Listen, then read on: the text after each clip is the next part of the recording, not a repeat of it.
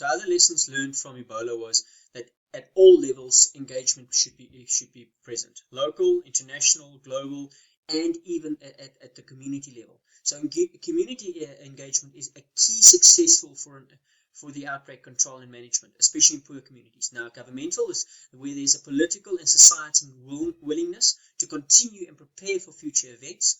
Also, there needs to be resource pooling, as we could have seen with the Wildlife Conservation Society, World Wildlife Fund, Wild Animal Monitoring Mortality Network Program, and then, of course, World Health Organization. The international program helped, especially in getting the epidemic under control, because everybody knew if this got out, it is a world epidemic, not just a country epidemic. Now, for me, very important part is ecosystem service protection is important. Now, if we're looking at rabies, which is the next disease, it's a worldwide problem. Now, this is a Lissa virus, which was first documented in 1885 BC in Mesopotamia, with some candid aggression where people said, well, you've got to bind your dog. There were similar symptoms found in humans. Now, it was quickly understood, even as an ancient history, that the rabies virus could be passed on via an animal bite. Rabies is mentioned in several ancient literatures and works, such as the paper by Aristotle in 300 BC that was noted. Then, of course, there was a vaccine produced by Louis Pasteur for preventing direct transmission from rabid animals, and usually 40% of those that were bitten were children.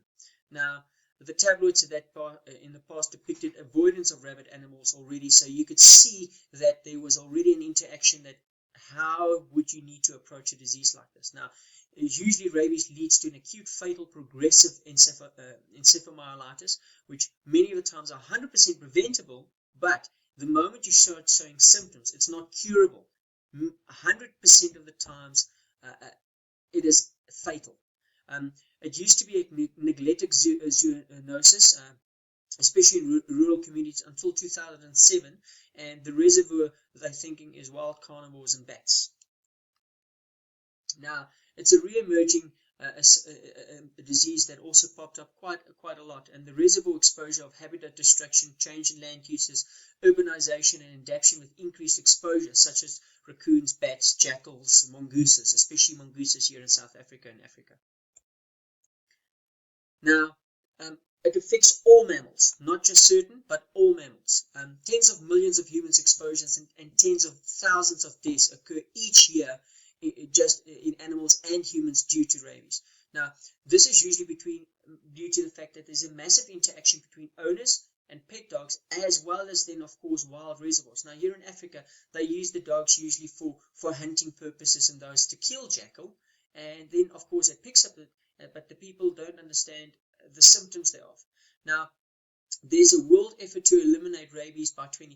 This, of course, is a global alliance of rabies control, which was established in 20 September 2007, which has started the World Rabies Day. Now, this was suggested by the World Health Organization, the OIE, and the One Health Perspective, in suggesting that they should eradicate rabies. It's a very noble thought. Completely eradicating it without eradicating the wild reservoirs, I think, is very impossible. Now, of course, there's always the chances of possibilities of developing new strains. And now, a new type of rabies was discovered by scientists at the University of Glasgow and the Animal Health and Veterinary Laboratories of the agency in Tanzania. The virus originated from the Singiri National Park, where it actually bit a child in 2000. Now, this rabies virus was by a civet. Now, they called the new emerging virus Ecoma Lissa virus. It did not match any of the other Lissa rabies virus groups in comparison.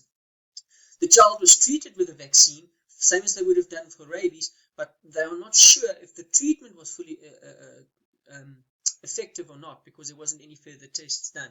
So a quick response and well-educated public and rangers in Tanzania and the veterinary laboratory took the correct steps and actions to diagnose the Lissa virus, and then also sending it on further for checking actually the strain and then identifying new strains. So it's important that even rangers and those actually work together. Now, there was new methods of infection identified, such as the organ transplant, which happened in China, where a child actually died from rabies, but they didn't know that it was rabies. They thought it was an encephalitis of some kind, and the organs were transplanted to 2 older men, and the corneas were also transplanted. But they all showed signs, and they were still misdiagnosed as not being rabies. So they confirmed the fact that it was rabies by a reverse transcriptase PCR, but the child was exposed to a pet dog that they found. But unfortunately, this could not be confirmed further due to the boy's remains having been cremated. So before he died, testing was done for HIV, hepatitis, syphilis, according to the organs and everything else that's required, but the results were all negative. So no autopsy was performed, no specimens were further retained, and the boy was sent off. So rabies is also one that one needs to consider if there's possibility of signs for rabies themselves, such as with novel methods of actually transfer and infection of other patients. Now, if we have a look here, remember I told you about the Global Alliance of Rabies Control. Now, as you can see here, in 2007, that project started, and you'll see a drastic decline in the rabies numbers itself. This is due to a global approach that over the whole of the world was initiated to try and eradicate rabies, especially in dogs. Now, it was vaccinating any dogs, vaccinating people that were higher at risk, and the total elimination in certain aspects. So the number, and also they sterilized so there wouldn't be as much animals. Now, looking at some of the impacts of rabies across the world, if we have a look at financial aspects as with everything else, one can notice that rabies had quite a heavy effect in Asia and Africa. Now, Asia being very, very high on the amount of burdens that it carries and the amount of people that actually gets applied. So the percentage of burden, Asia is the biggest, then thereafter Africa, and thereafter Americas and the others. So the impact cost-wise to actually control rabies is actually very, very high. So eliminating it, the amount of bringing the amount thereof down, is also very important. Now you'll see the Americas has a very, very low amount of expenditure, but a higher expenditure on surveillance, and actually preventing those things is better than curing them. So if we're having a look here, you'll see a spike in 2012.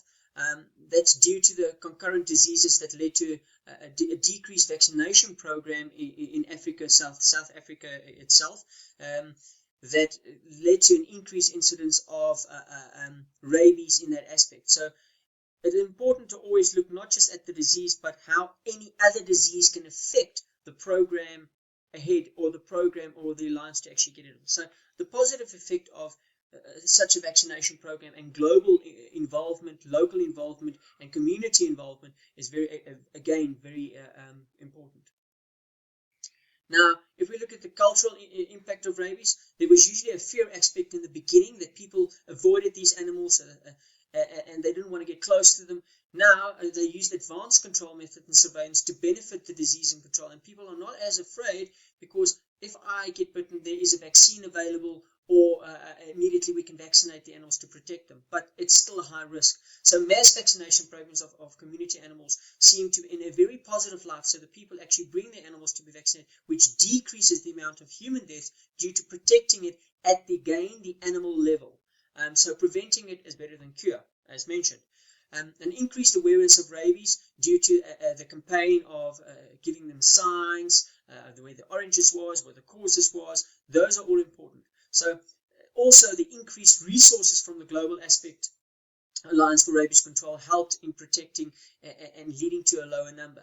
The vaccines were effective, but control needs to be constant. So as you've seen, there was one disease that had an outbreak, so there was less vaccinations, and again it spiked up. So it needs to be a continuous control of the situation, or the disease itself, and surveillance thereof.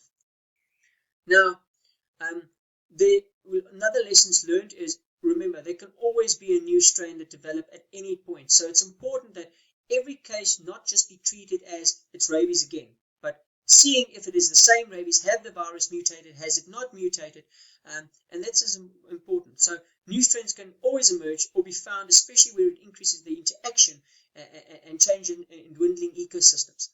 So despite the eradication of a virus, such as in Tanzania, in Serengeti National Park where it was, it can always re-emerge. and sometimes a new virus even reemerges. So disturbance of the ecosystems may lead to an increase of the exposure, such as bat habitat destruction, which leads again to increase of bats to the city or the urban areas. Human activities may lead to an increased exposure, such as people taking their dogs hunting, especially in developing countries. So this can lead to a high exposure. And then novel methods of infection always need to be considered. Taking, for instance, the organ transplant from the child that actually died from rabies. So it's important to consider these things always, and not just, no, it's the same effect, it's not rabies, but always receiving samples, always testing a new technology, always testing and considering new methods that can also be possible to spread the disease. Now, effective global control is important, and the measures need to be implemented on a global scale, as with GARC, and resources, skills, and knowledge were pooled. Collaboration was pooled from a global, local, international, and community level. Public involvement is important. That's where they use the media, pamphlets, and those, as was seen with Ebola, and they've improved those. Surveillance must always be continued, and not just if the eradication is there. No, we don't need to worry about the disease. Continued surveillance of any suspect cases is important. So One Health works. Mentioning again, GARC, implementation of One World, One Health. Controlling animals' death, leading to a significant decrease in human deaths. Now, this is seen also at the same time as we did in Ebola. If we control the death or the animal's diseases there, and we pick it up soon enough, we can prevent further and increased human deaths without high level of political involvement, such as in Tanzania and other countries. If they're not involved, the achievement to control or eliminate a disease such as this is very, very slim. Now, the next disease I'll be speaking to you about is brucellosis. Now, as we can see here, melitensis, canis, abortus, and suis, those are the from the Brucella family, are the ones which are most likely to infect humans. Now, this is not a virus. I chose this one especially because this is a bacteria, and it was also very, very longly known. Now, this is discovered on the island of Malta and is also known as undulant fever, or in humans, and as contagious abortion in animals. Now, human brucellosis usually present as an acute febrile illness which goes away, and then a week or two later it pops back up again. Now, most cases, like I've mentioned, was by Brucella melitensis, and it affects all age groups, not just a certain age group or certain situations, and it especially affects the ones that we need to be concerned at this point the mostly about was melitensis, which was in goats and sheep, abortus, which are in cattle, canis, which is in dogs, especially house dogs, which can be affected with the others. And the complications may affect any organ system from these diseases. The disease may persist and relapse, a chronically localized infection, as was mentioned. So, brucellosis infects many species, especially cattle, sheep, goats, pigs, and dogs. Now, brucellosis typically presents in animals as abortions, and is diagnosed, usually confirmed by laboratory tests such as ELISA or PCR. Now, the infection occurs either by direct or indirect contact of the infected animal or inhalation of their products.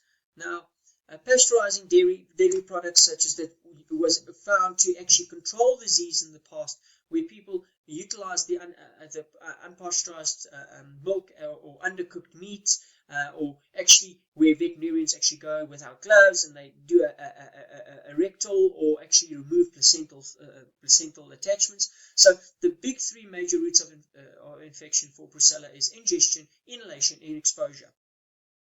Now, inhalation of bacteria is very important, especially for occupational staff, such as veterinarians, abattoir workers, stockmen, those type of things. So, and another way is actually tasting of exotic raw dairy products which may infect from goats and cattle, and then these people returning to their endemic countries, and then the disease actually being misdiagnosed. So atypically human-to-human transmission may occur, such as organ transplant, which is mentioned in rabies, breastfeeding. Sexual transplant is usually very rare, but still areas with control measures, such as testing for effective diagnosis, is not present at this point, especially in developing countries. These are the most vulnerable socioeconomic areas and people.